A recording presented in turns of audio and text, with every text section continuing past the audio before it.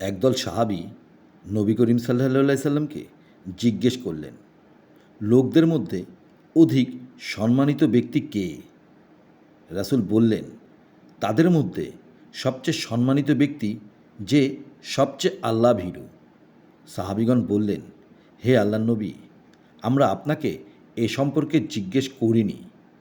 নবীজি বললেন, তাহলে সবচেয়ে সম্মানিত ব্যক্তি হলেন আল্লাহর নবী ইউসুফ ইবনে আল্লাহর নবী ইয়াকুব ইবনে আল্লাহর নবী ইসাক ইবনে আল্লাহর খলিল ইব্রাহিম আলাইসাল্লাম।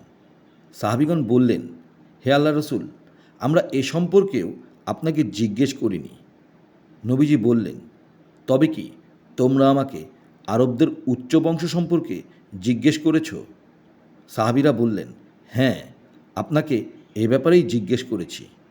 তখন নবী করিম সাল্লাল্লাহু সাল্লাম বললেন, জাহিলিয়াতের যুগে তোমাদের মধ্যে যারা সবচেয়ে উত্তম ব্যক্তি ছিলেন, ইসলাম গ্রহণের পরও তারাই সবচেয়ে উত্তম ব্যক্তি, যদি তারা ইসলামের জ্ঞান অর্জন করে থাকেন। সহিহ বুখারী, হাদিস নং 3374।